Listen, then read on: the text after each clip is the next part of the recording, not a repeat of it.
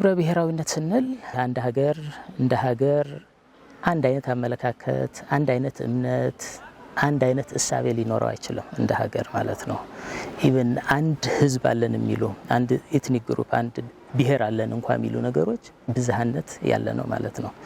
የአመለካከት ብዝሃነት ይኖራል፣ የፖለቲካ ብዝሃነት ይኖራል፣ የባህል ብዝሃነት ሊኖር ይችላል፣ የእምነት ብዝሃነት ሊኖር ይችላል አንድ ብሔር ሆኖ ማለት ነው። ህብረ ብሔራዊነት ስንል አንዲት ሀገር በውስጡ አቅፋ የያዘቻቸው የተለያዩ ማንነቶች መኖር ማለት ነው። የተለያዩ ማንነቶች ሲባል ምንድነው መገለጫው? ለምሳሌ ሃይማኖት ሊሆን ይችላል፣ ብሔር ሊሆን ይችላል፣ ቋንቋ ሊሆን ይችላል፣ ባህል ሊሆን ይችላል። ስለዚህ ህብረ ብሔራዊ ስንል አንድ ሀገር በውስጧ የያዘቻቸው የተለያዩ ማንነቶች የሚያመለክት ቃል ነው። አንዳንድ ጊዜ እንግዲህ ህብረ ብሔራዊነት መልታይ ናሽናሊዝም፣ መልታይ ካልቸራሊዝም ተብሎ ሊጠራ ይችላል። ስለዚህ አንድ ሀገር ህብረ ብሔራዊነትን ሲኖረው የተለያዩ ማንነቶችን አቅፎ ሲይዝ በደንብ ከተያዘ ያንን ሊያስተናግድ የሚችል የኢኮኖሚ የፖለቲካና የማህበራዊ ምህዳር ሲፈጠር የተለያዩ ማንነት ወይም ህብረ ብሔራዊ መሆን በትክክልም ጸጋ ተደርጎ ሊወሰድ ይችላል። ህብረ ብሔራዊ መሆን ብሔራዊ ጥቅማችን ለማረጋገጥ እንዲያስችል ቅድሚያ የሚመጣው ነገር ምንድነው? ያንን ህብረ ብሔራዊ የሆነው ማንነት የተለያዩ ማንነቶች ሊያስተናግድ የሚችል የማህበራዊ ኢኮኖሚያዊ ፖለቲካዊ ምህዳር ወይም መደላድል መፍጠር ያስፈልጋል ማለት ነው።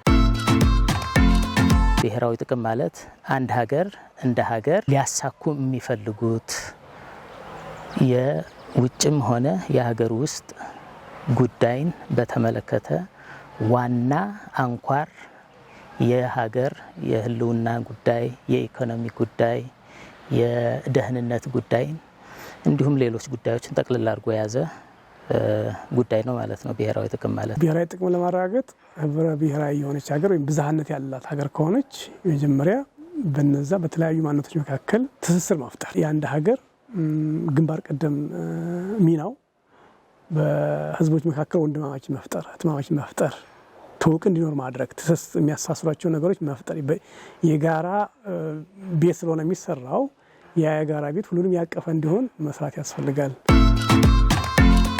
ብሔራዊ ጥቅም ከብሔር፣ ከፖለቲካ አመለካከት፣ ከእምነት ከሁሉም በላይ ከፍ ያለና ማንኛውም ዜጋ እንደ ዜጋ ሊቆምለት የሚገባ የሁሉንም ኢንተረስት የሁሉንም ፍላጎቶች የሁሉንም ህዝቦች፣ ብሔሮች፣ ብሔረሰቦች ሊሆኑ ይችላሉ ግላዊ ፍላጎት ሳይሆን ሁሉንም የጋራ የሚያደርግ የሀገር ህልውና የሀገር ጥቅም ነው። የሀገርን ጥቅም ለማስከበር ብዝሃነት ችግር አይደለም። እንዲያውም በተለይ ሁሉንም የሚያስተሳስር ነገር ስለሆነ ውስጣዊ አንድነትን ሊያጠናክርበት የሚችለው ዋነኛ አንዱ ፒላር ይሄ የብሔራዊ ጥቅም የሚባለው ነገር ነው የሚሆነው ማለት ነው። የአንድ ሀገር የአንድ መንግስት የመጀመሪያ ስራው የሚሆነው በህዝቦች መካከል ህብረ ብሔራዊ ሊሆኑ ይችላሉ፣ ላይሆኑም ይችላሉ። አንዳንድ ሀገራት ህብረ ብሔራዊ ያልሆኑ አሉ።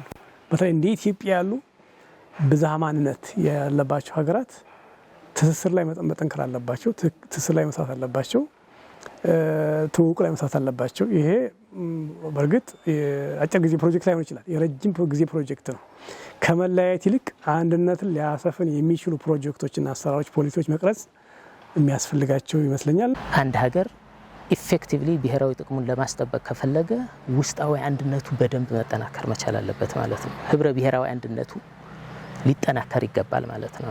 ይህን ህብረ ብሔራዊ አንድነት እንዴት እናጠናከራለን? በተለያዩ ናሽናል ፕሮጀክት አንዱ ብሔር ከሌላው ብሔር ጋር የብሔሮችን ግንኙነት የኢንተርገቨርንመንታል ሪሌሽን የመንግስታት የክልል መንግስታትን ግንኙነት በማጠናከር ግጭቶች ምኖች ሲከሰቱ እነዚህም በጋራ የመፍታት እድሎችን በመጠቀም እንዲሁም ችግርም ሲያጋጥም ራሱ ህዝቡንም የተለያዩ ኮሚኒቲውንም ቀርቦ ችግሮቻቸውን የሚፈቱባቸውን መንገድ በመፈለግ ብሔራዊ ጥቅምን አደጋ ሊጥሉ የሚችሉ አካሄዶችን መቅረፍ ይቻላል ማለት ነው። ጠንካራ በሆን ቁጥር የውጭ ሊገጥመን የሚችሉ ስጋቶችን ቀጠናዊ ሊሆን ይችላል፣ ዓለም አቀፋዊ ሊሆን ይችላል፣ ኢቨን ውስጣዊ የሆኑ ችግሮቻችን በቀላሉ የመፍታት አቅም የመመከት አቅም ይኖርናል ማለት ነው። የተለያየ መሆናችን ግን አብረን ለመኖር እንቅፋት ሊሆን አይችልም የሚለውን ሀሳብ ማራመድ፣ ይሄ እንዲሰርጽ ማድረግ የሚያስፈልግ ይመስለኛል። እንደዚሁም ደግሞ አንድነት ኃይል መሆኑ ምን ጥያቄ የለውም። እኛ ኢትዮጵያ በተደጋጋሚ አንድነት ኃይል መሆኑን አሳይተናል። ለምሳሌ መጥቀስ ይቻላል። ስንተባበር ተአምር የፈጠርንባቸው እንትኖች አሉ። እንደና አድዋ ድል አይነቱ መጥቀስ እንችላለን። ካለችን ሳንቲም አዋተንም ይህን የመሰለ በአፍሪካ ቁጥር 1 ሊባል የሚችል ግድብ መስራት ይችለናል። ስለዚህ በባለሙያዎች የተጻፈ ታሪክ፣ ሚዛኑ የጠበቀ ታሪክ፣ ለሆነ ዓላማ ማስፈጸሚያ የተጻፈ ታሪክ ሳይሆን ዜጎችን ለማስተማሪያ የሚያበቃ በሳይንሳዊ መንገድ የተጻፈ ታሪክ ያስፈልጋል። እንደ አንድ ሀገር ታሪክ ላይ ተመርኩዘን ሀገርን መገንባት ደግሞ አስቸጋሪ ነው። ታሪክ እንደ ታሪክ ሂደት ጥሩም በጎና መጥፎ ነገሮች አልፈዋል። ነገር ግን እነዚህን ታሪካዊ ቁስሎቻችንን እየቆሰቆስን ያ ታሪክ ወደፊታችንን እንዲያበላሽብን ደግሞ በር መክፈት ያለብን አይመስለኝም። ኢትዮጵያ በብሔር መንግስት ግንባታ ላይ አሳካዋለሁ ብላ ያሰበችው ህብረ ብሔራዊ ፌዴራሊዝምን በማምጣት እሱን ስርዓት በመዘርጋት ነው። እንደ መርህ እኮ ችግር የለው። ማንም ሰው አሁን ብዙ የሚቃወሙ ሰው አይታየኝም። ይህን ጉዳይ አንዳንድ ማሻሻያዎች የማሻሻያ ጥያቄዎች ያሉበት ቢሆንም በአብዛኛው ላይ ኮንሰንሰስ አለ። የተስተካከለ የብሔረ መንግስት ግንባታ እንዲሆን ካስፈለገ ሁለት ነገሮችን አጣጥሞ መሄድ ጥሩ ይመስለኛል። የመጀመሪያው የኢትዮጵያ ብሔርተኝነትና የንዑስ ብሔርተኝነትን እነዚህን ሚዛናቸውን በጠበቀ መልኩ አንዱ አንዱን ሳይገፋው በእኩል ደረጃ እንዲያድጉ ማድረግ የሚያስፈልግ ይመስለኛል። የኢትዮጵያ ፌዴራሊዝም ከመጣ በኋላ ኢትዮጵያዊ ብሔርተኝነትን ወይም ኢትዮጵያዊ ማንነትን የማንኳሰስ ዝቅ የማድረግ ሁኔታዎች ነበሩ። በተለያየ አጋጣሚ ታይተዋል። በጽሁፍም በንግግሮችም ነበሩ።